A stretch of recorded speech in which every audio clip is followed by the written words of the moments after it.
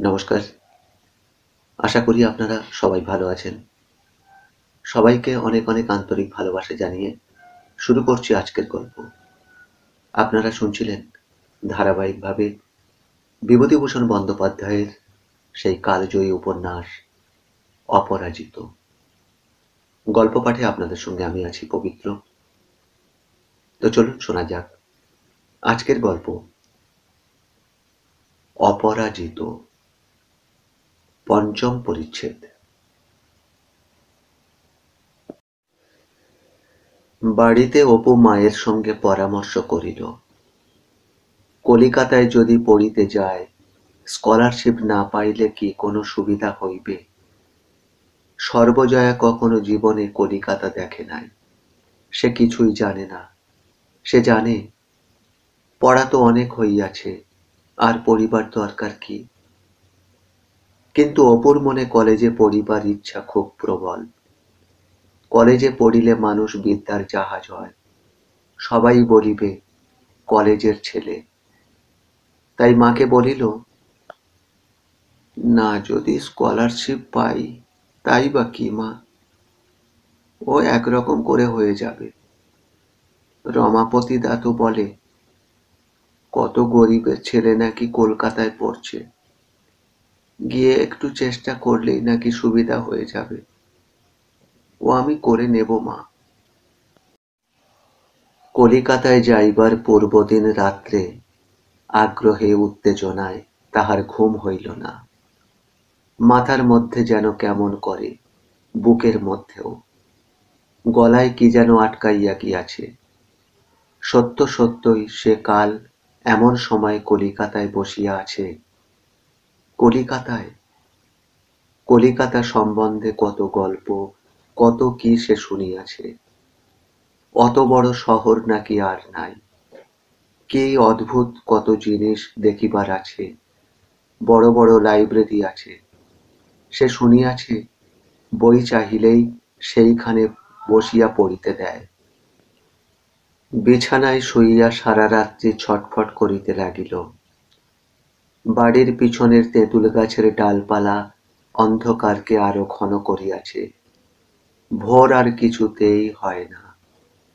হয়তো হয়তো তাহার কলিকাতা যাওয়া ঘটিবে না, কলেজে পড়া ঘটিবে না। কত লোক হঠাৎ মারা গিয়াছে, হয়তো এমনি করিয়াও সেও মরিয়া যাইতে পারে। কলিকাতা না দেখিয়া কলেজে অন্তত কিছুদিন পড়ার আগে যেন সে না মরে, দোহাই ভগবান। কলিকাতায় সে কাহাকেও চেনে না, কোথায় গিয়া উঠিবে তাহার ঠিক জানা নাই, পথঘাটও জানা নাই।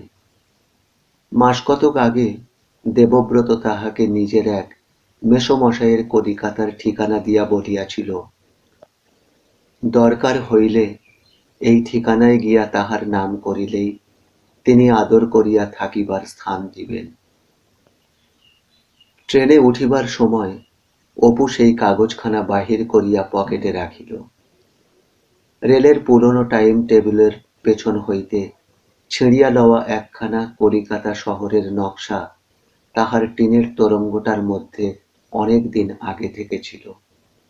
সেখানেও বাহির করিয়া বসিল। ইহার পূর্বেও অপু শহর দেখিয়াছে, তবুও ট্রেন হইতে নামিয়া শিয়ালদহ স্টেশনের সম্মুখের বড় রাস্তায় একবার আসিয়াই দাঁড়াইতেই সে অবাক হইয়া গেল।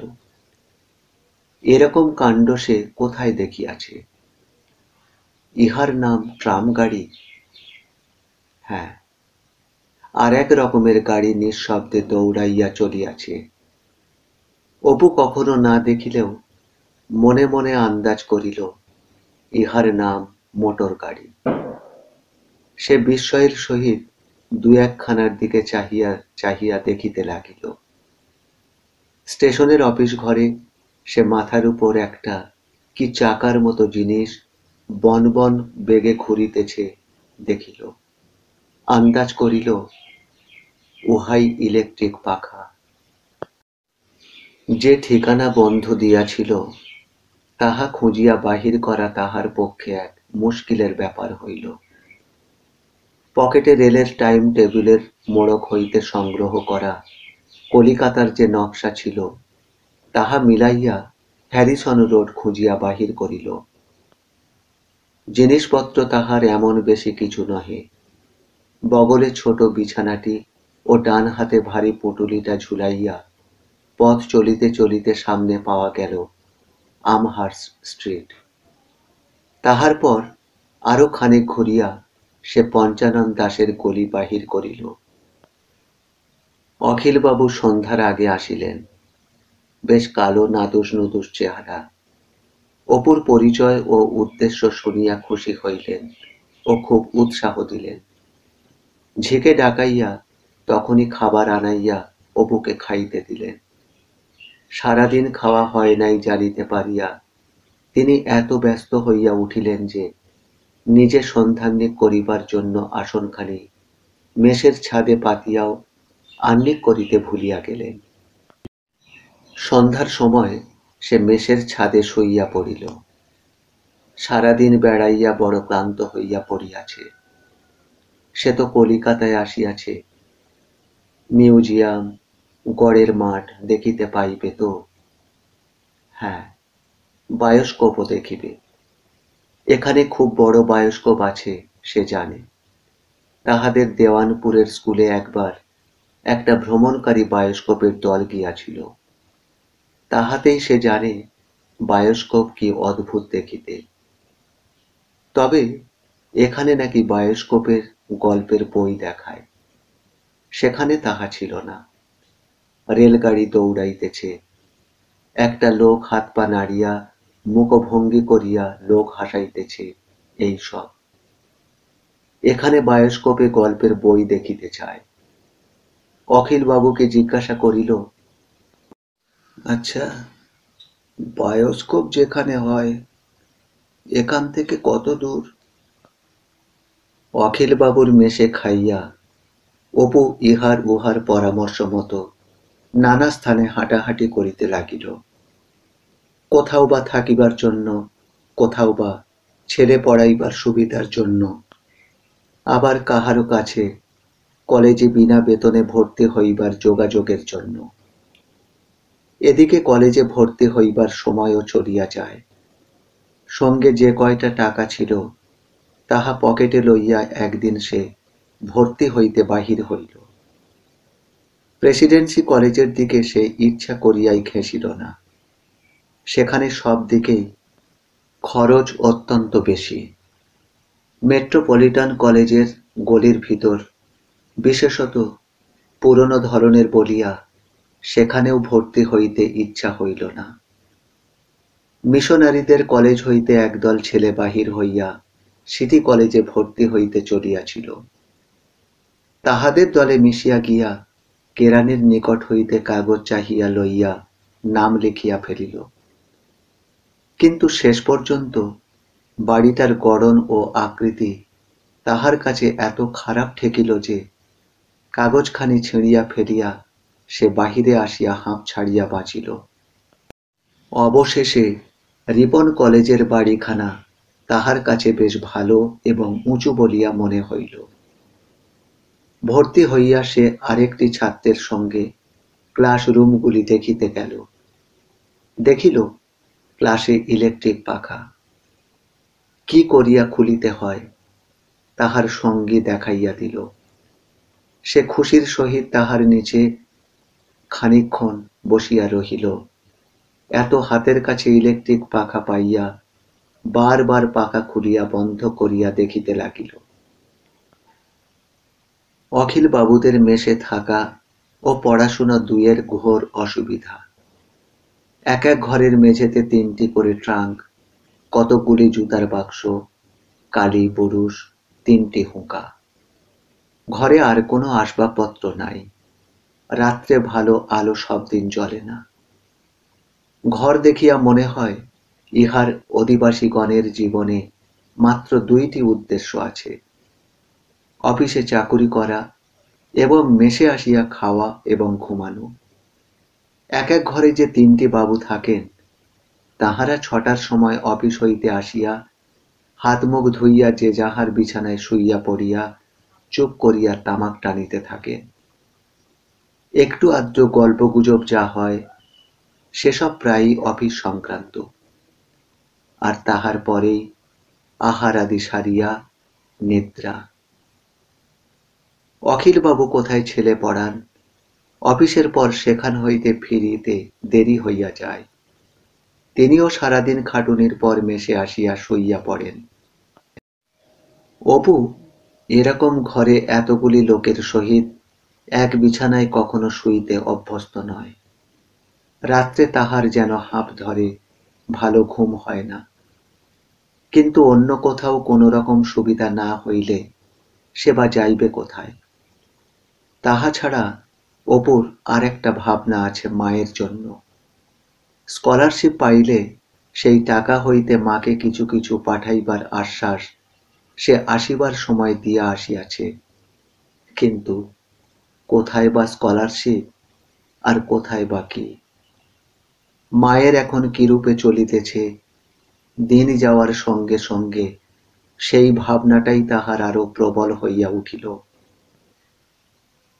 মাসের শেষে অখিলবাবু অপুর জন্য একটা ছেলে পড়ানো ঠিক করিয়া দিলেন। 2 বেলা একটা ছোট ছেলে ও একটি মেয়েকে পড়াইতে হইবে, মাসে 15 টাকা মাহিনা। এই অখিলবাবুর মেসে পরের বিছানায় শুইয়া থাকা তাহার পছন্দ নয়। কিন্তু কলেজ হইতে ফিরিয়া পথে কয়েকটি মেসে জিজ্ঞাসা করিয়া জানিল 15 টাকা মাত্র আয়ে কোনো মেসে থাকা চলে না। তাহার ক্লাসের কয়েকটি ছেলে মিলিয়া একখানা ঘর ভাড়া করিয়া থাকিত, নিজেরাই রাঁধিয়া খাইত। অপুকে তাহারা লইতে রাজি হইল। যে 3টি ছেলে একসঙ্গে ঘর ভাড়া করিয়া থাকে তাহাদের সকলেরই বাড়ি মুর্শিদাবাদ জেলায়। ইহাদের মধ্যে সুরেশ্বরের আয়টা কিছু বেশি। MA ক্লাসের ছাত্র, 40 টাকার টিউশনি আছে। জানকী যেন কোথায় ছেলে পড়াইয়া 20 টাকা পায়, আর নির্মলের আয় আরো কম। সকলের আয় একত্র করিয়া যে মাসে যাহা অকুলান হয় সুরেশ্বর নিজেই তাহা দিয়া দেয়, কাহাকেও বলে না। অপু প্রথমে তাহা জানিত না। মাস 2 থাকিবার পর তাহার সন্দেহ হইল প্রতি মাসে সুরেশ্বর 25-30 টাকা দোকানের দেনা শোধ করে, অথচ কাহারও নিকটে চায় না কেন। সুরেশ্বরের কাছে একদিন কথাটা তুলিলে সে হাসিয়া উড়াইয়া দিল। সে এমন বেশি কিছু দেয় না, আর যদিও বা দেয় তাতেই বা কি। তাহাদের যখন আয় বাড়িবে তখন তাহারাও অনায়াসে দিতে পারিবে, তখন তো কেহ বাধা দিবে না।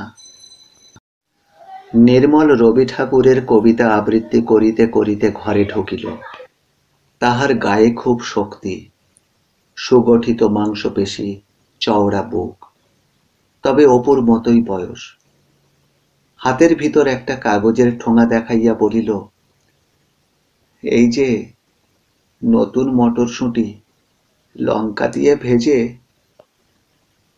অপু হাত হইতে ঠোঙাটা কাড়িয়া লইয়া বলিল, কই দেখি। ও সুরেশ্বরদা, আপনি স্টোভটা ধরিয়ে নিন, আমি মুড়ি আনি। ক পয়সার আনবো? 1, 2, 3, 4। আমার দিকে ওরকম আঙুল দিয়ে গুনো না।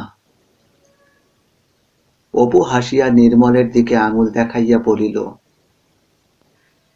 তোমার দিকেই আঙুল বেশি করে দেখাবো। 3, 3, 3।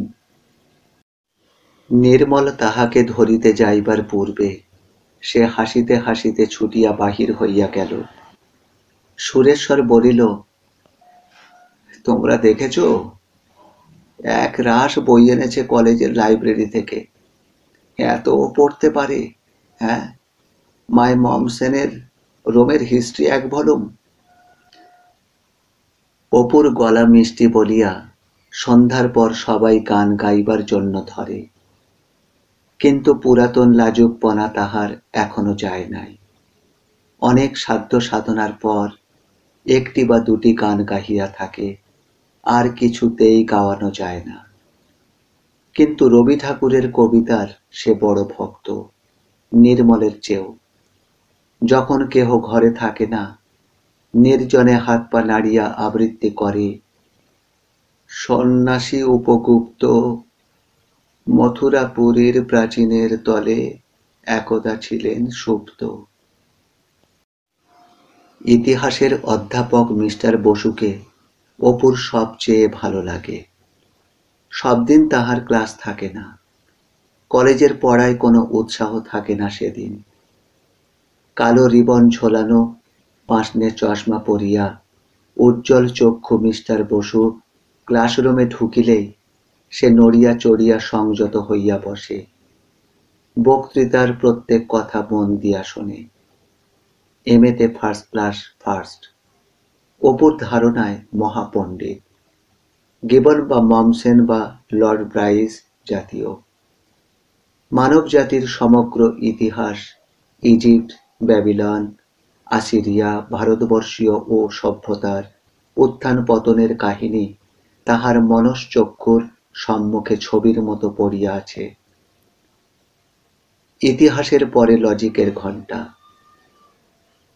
হাজিরা ডাকিয়া অধ্যাপক পড়ানো শুরু করিবার সঙ্গে সঙ্গে ছেলে কমিতে শুরু করিল। অপু এ ঘণ্টায় পিছনের বেঞ্চিতে বসিয়া লাইব্রেরি হইতে লওয়া ইতিহাস, উপন্যাস বা কবিতার বই পড়ে। অধ্যাপকের কথার দিকে এতটুকু মন দেয় না, শুনিতেও ভালো লাগে না।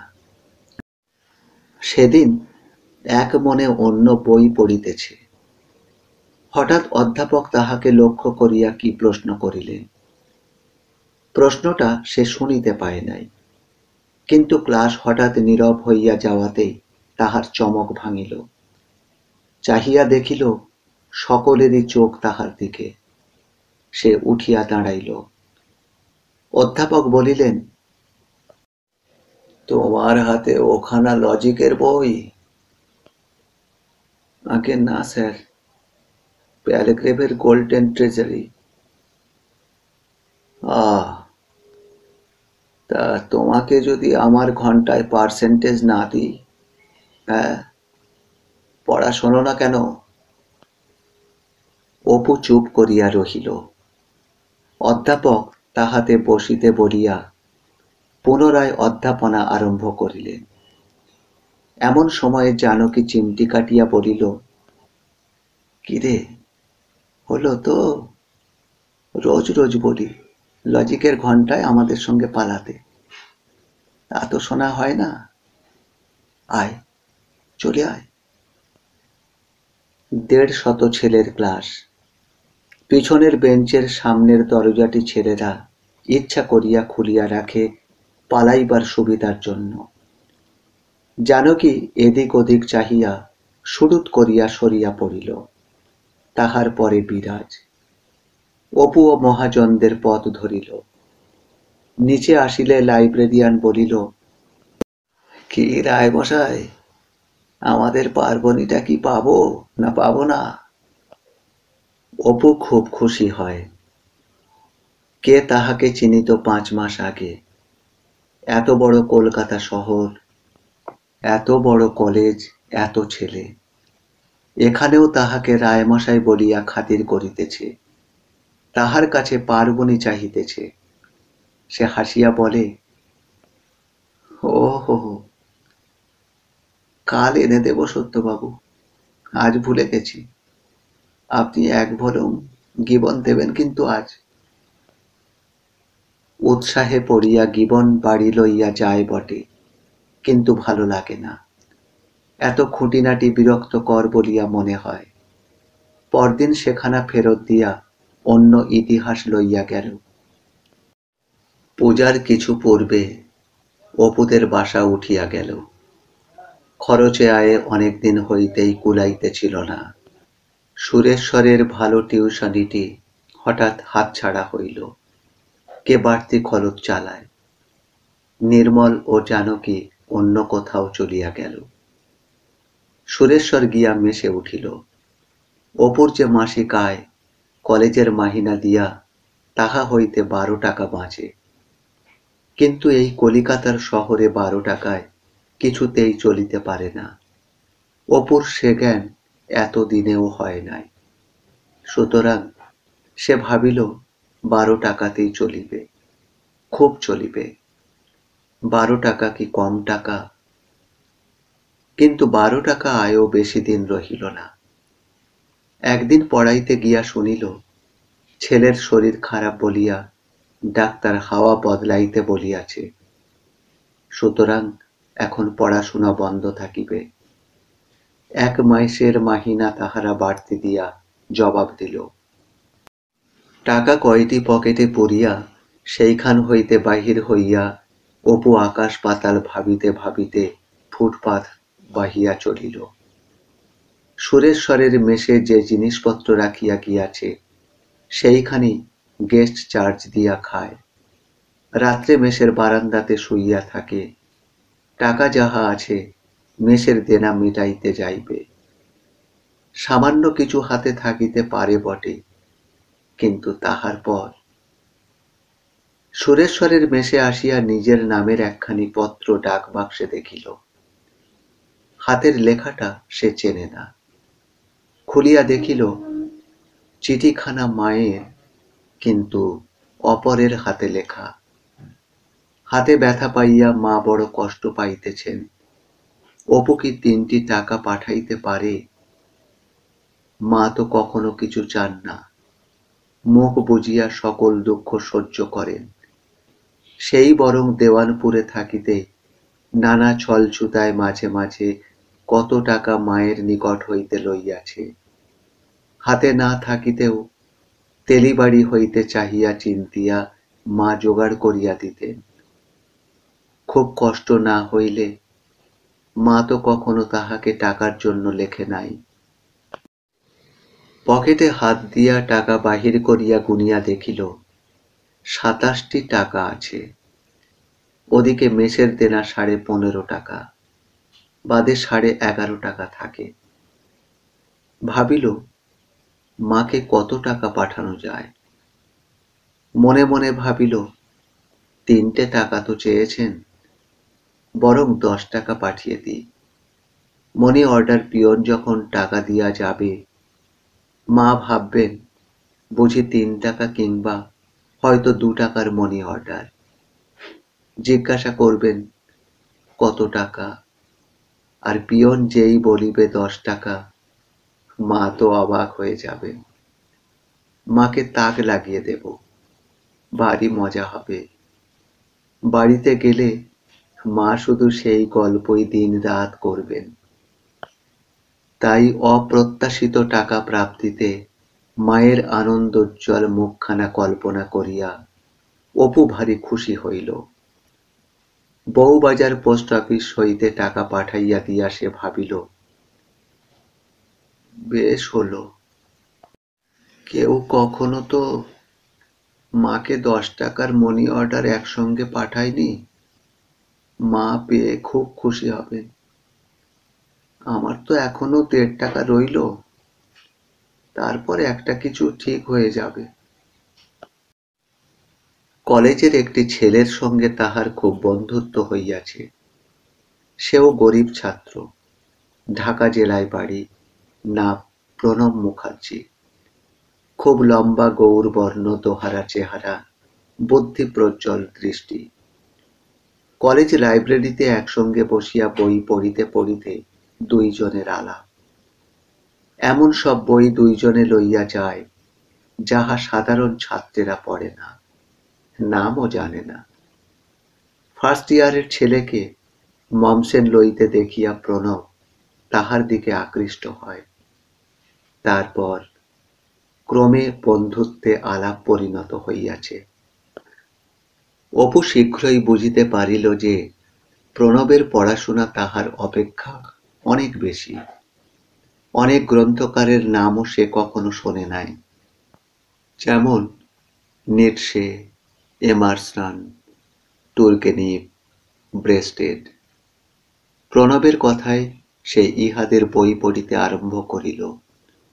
তাহারই উৎসাহে সে পুনরায় ধৈর্য ও অধ্যাবসায়ের সহিত গিবন শুরু করিল, ইলিয়াডের অনুবাদ পড়িল। আসলে অপুর পড়াশোনায় কোনো বাধা বাঁধির রীতি নাই। যখন যাহা ভালো লাগে, কখনো ইতিহাস, কখনো নাটক, কখনো কবিতা, কখনো প্রবন্ধ, আবার কখনো বিজ্ঞান। প্রণব নিজে অত্যন্ত সংযমী এবং শৃঙ্খলাপ্রিয়। সে বলিল, আরে ওতে কিছু হবে না, হবে না, ওরকম পড়ো কেন? অপু চেষ্টা করিয়াও পড়াশোনায় শৃঙ্খলা আনিতে পারিল না। সেই লাইব্রেরির ছাদ পর্যন্ত উঁচু বড় বড় বইয়ে ভরা আলমারির দৃশ্য তাহাকে যেন দিশাহারা করিয়া দেয়। সকল বই খুলিয়া দেখিতে সাধ যায়। Gases of the atmosphere, sir William র্যামজের। সে পড়িয়া দেখিবে কি কি গ্যাস। আবার তাহার জানিবার ভয়ানক আগ্রহ। ই রে ল্যান্সকাস্টার, এক্সটিংক্ট অ্যানিম্যালস। আবার ওয়ার্ল্ডস অ্যারাউন্ড আস, প্রক্টরের। উহ, বইখানা না পড়িলে রাত্রে ঘুম হইবে না। প্রণব হাসিয়া বলে, আরে দূর, ও কি পড়া? তোমার তো পড়া নয়, এ তো পড়া পড়া খেলা।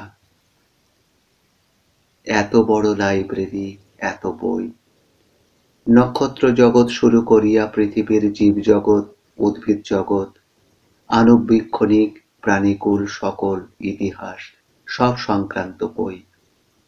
তাহার অধীর উৎসুক মন চায় এই বিশ্বের সব কথা জানিতে। সে বুঝিতে পারুক আর নাই পারুক, একবার বইগুলি খুলিয়া দেখিতেও সাধ যায়। লুপ্ত প্রাণীকুল সম্বন্ধে খান কতক ভালো বই পড়িল। অলিভার লজের পায়োনিয়ার্স অফ সায়েন্স, বড় বড় নীহারিকাদের ফটো দেখিয়া মুগ্ধ হইল। নিটসে ভালো বুঝিতে না পারিলেও দু তিনখানা বই পড়িল। টুর্গেনিভ একেবারে শেষ করিয়া ফেলিল, 12খানা না 16খানা বই। চোখের সামনে টুর্গেনিভ এক নতুন জগৎ খুলিয়া দিয়া গেল। কি অপূর্ব হাসি অশ্রু মাখানো কল্পলোক। প্রণবের কাছেই সে সন্ধান পাইল, শ্যামবাজারে এক বড়লোকের বাড়ির দরিদ্র ছাত্রদের খাইতে দেওয়া হয়। প্রণবের পরামর্শে সেই ঠিকানা খুঁজিয়া সেইখানে গেল। এ পর্যন্ত কখনো কিছু সে চায় নাই, কাহারও কাছে চাহিতে পারে না। আত্মমর্যাদা বোধের জন্য নহে, লাজুকতা ও আনাড়িপনার জন্য এতদিন সেসবের দরকারও হয় নাই। কিন্তু আর যে চলে না। দেখিল খুব বড় লোকের বাড়ি। দরোয়ান বলিল, কি চাই? অপু বলিল, এখানে গরিব ছেলেদের খেতে দেয়, তাই জানতে। কাকে বলবো জানো? দরোয়ান তাহাকে পাশের একটা দিকে ছোট ঘরে লইয়া গেল। দেখিল ইলেকট্রিক পাখার তলায় একজন মোটাসোটা ভদ্রলোক বসিয়া কি লিখিতেছিলেন। মুখ তুলিয়া বলিলেন, এখানে কি দরকার আপনার?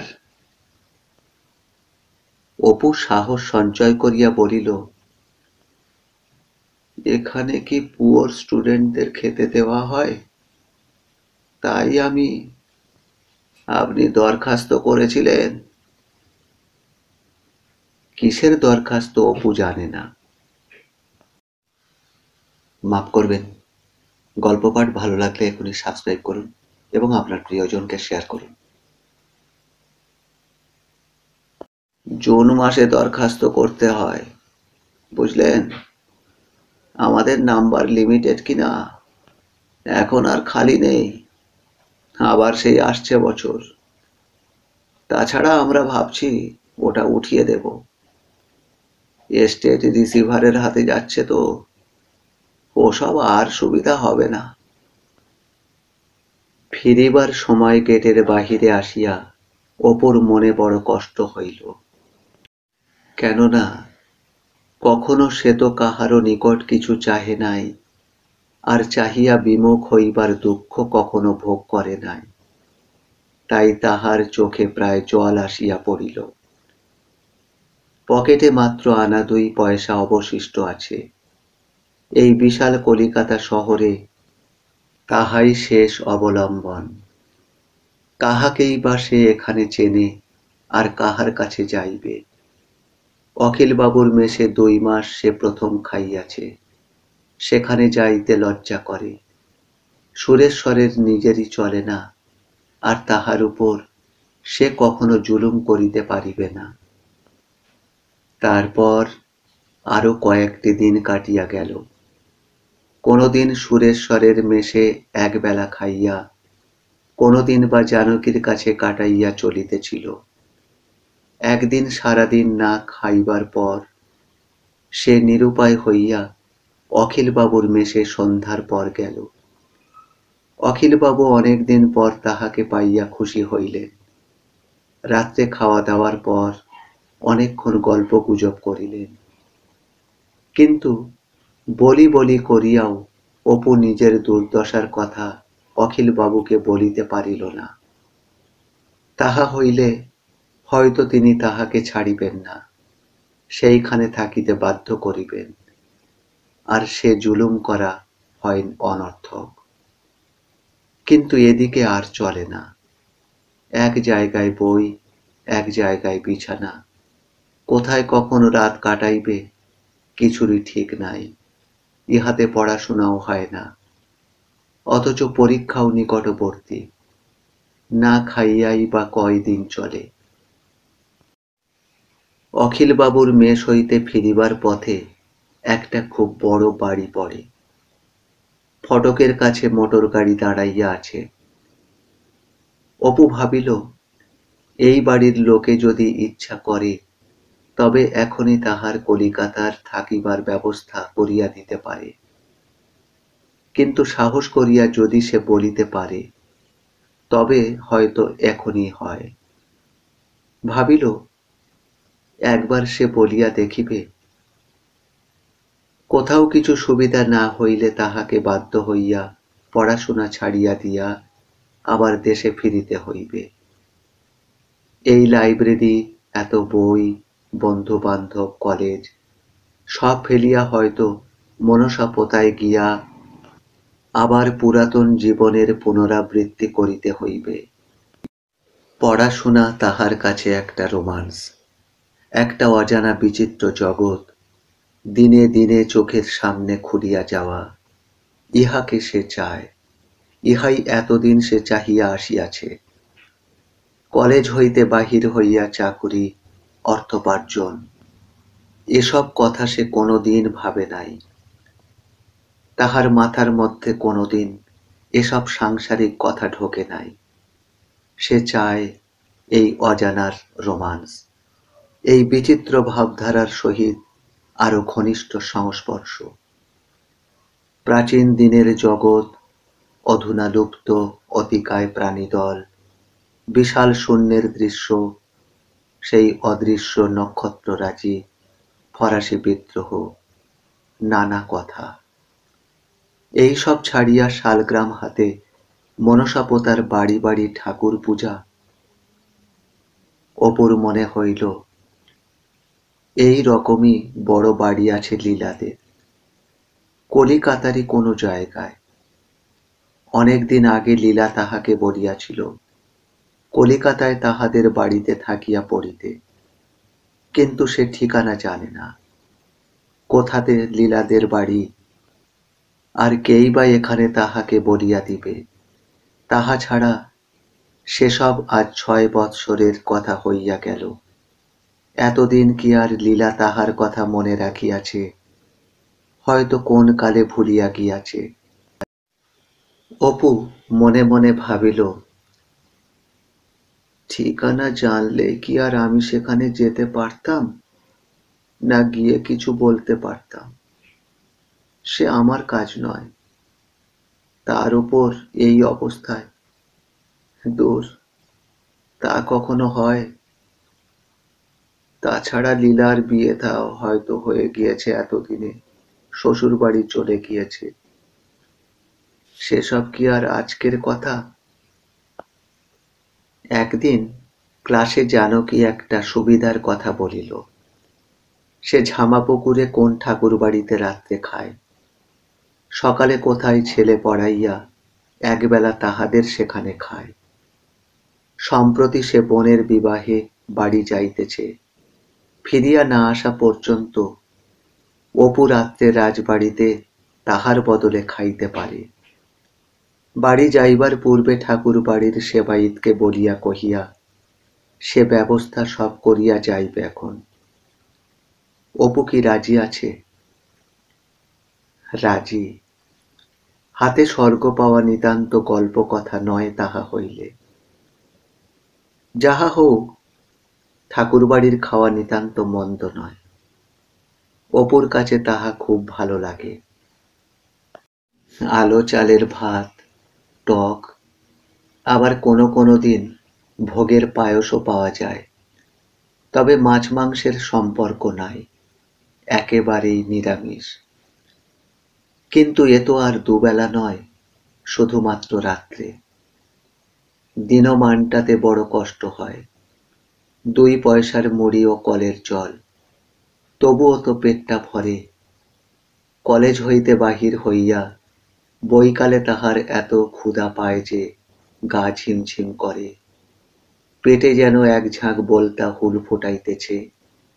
পয়সা জুটাইতে পারিলে অপু এই সময়টা পটের ধারের দোকান হইতে 1 পয়সার ছোলা ভাজা কিনিয়া খায়। অথচ সব দিন পয়সা থাকে না। সেদিন সন্ধ্যার পরেই ঠাকুর বাড়ি চলিয়া যায়। কিন্তু ঠাকুরের আরতি শেষ না হওয়া পর্যন্ত সেখানে খাইতে দিবার নিয়ম নাই। তাও একবার নয়, 2 বার 2টি ঠাকুরের আরতি। আবার আরতির কোনো নির্দিষ্ট সময় নাই।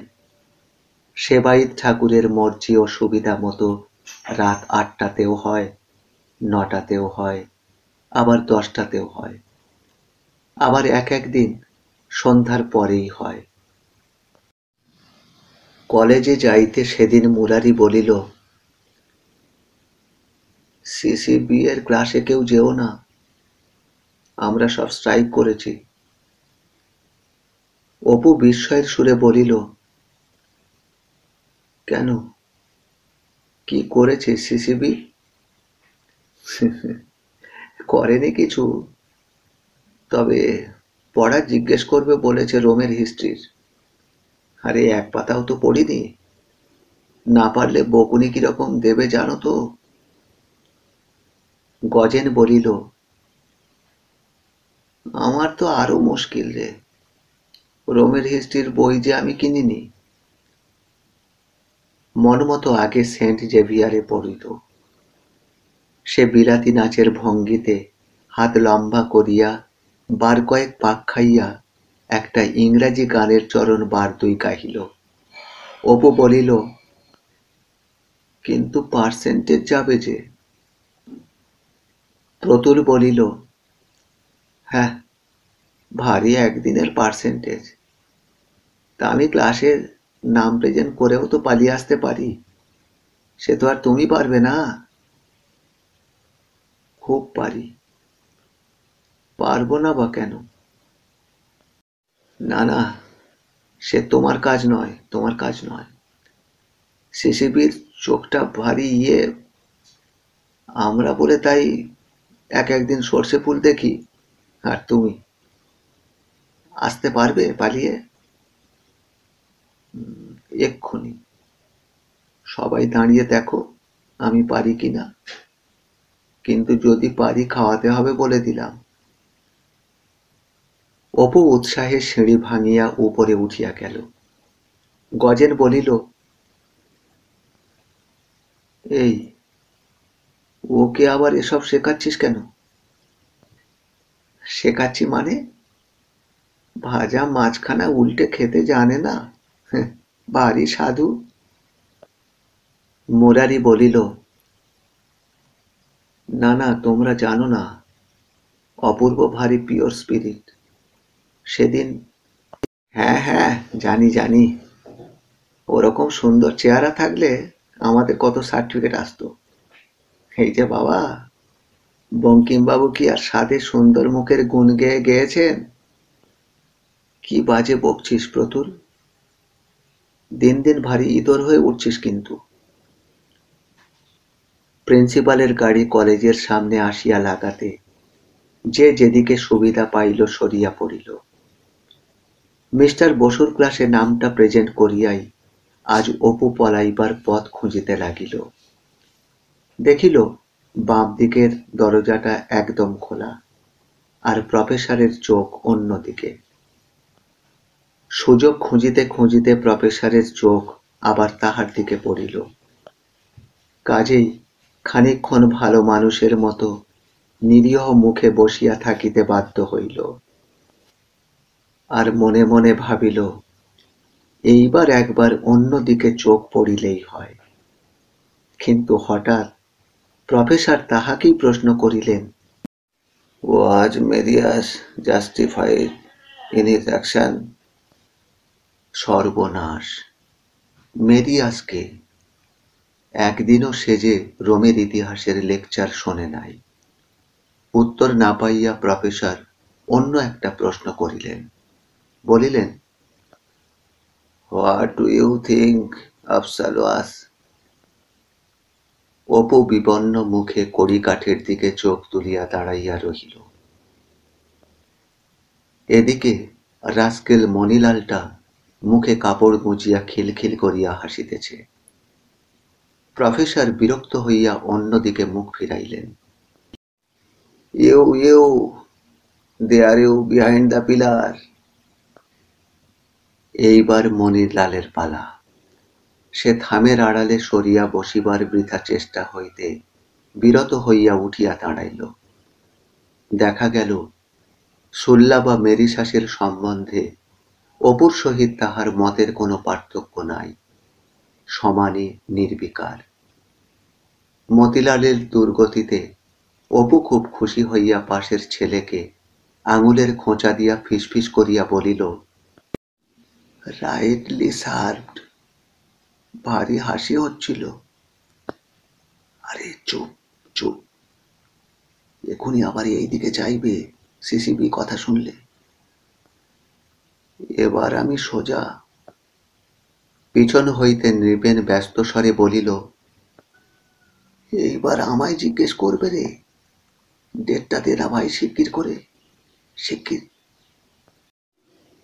অপুর পাশের ছেলেটি বলিল, কে কাকে ডেট বলে দাদা? মেরিভেল পুলারের বইয়ের রং কেমন এখনো চাক্ষুষ দেখিনি। কেটে পড়ো না সোজা। অপু খানিকক্ষণ হইতেই প্রফেসরের দৃষ্টির গতি এক মনে লক্ষ্য করিতেছিল। সে বুঝিতে পারিল ও কোন হইতে একবার এদিকে ফিরিলে পালানো অসম্ভব হইবে, কারণ এদিকে এখনো অনেক ছেলেকে প্রশ্ন করিতে বাকি। এই সুবর্ণ সুযোগ, বিলম্ব করিলে। তারপর দু একবার উসফুস করিয়া, একবার এদিক একবার ওদিকে চাহিয়া অপু সাঁ করিয়া খোলা দরজা দিয়া বাহির হইয়া পড়িল। আর তাহার পিছু পিছু হরিদাস এবং অল্প পরে নৃপেন। তিনজনেই উপরের বারান্দাতে বিন্দুমাত্র বিলম্ব না করিয়া তরতর করিয়া সিঁড়ি বাহিয়া একেবারে একতলায় আসিয়া নামিল। অপু পিছন ফিরিয়া সঙ্গীদের দিকে চাহিয়া হাসিয়া বলিল, উফ, আর একটু হলেই। আরে আমাকে তো মিনিট দুই দেরি, কাল হয়েছে কি বুঝলে? অপু বলিল, যাক, এখানে আর দাঁড়িয়ে খোশ গল্প করার কোনো দরকার দেখছি নে। এখনই আবার প্রিন্সিপাল নেমে আসবেন। দেখছো না দরজায় গাড়ি লাগিয়েছে, বরং কমন রুমে এসো। একটু পরে সকলে বাহির হইয়া পড়িল। আজ আর ক্লাস ছিল না।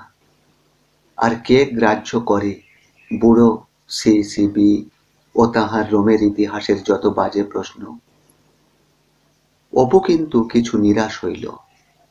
ক্লাস হইতে পালাইতে পারিলে প্রতুলের দল খাওয়াইবে বলিয়াছিল, কিন্তু লাইব্রেরিয়ানের কাছে জিজ্ঞাসা করিয়া জানিল তাহারা অনেকক্ষণ চলিয়া গিয়াছে।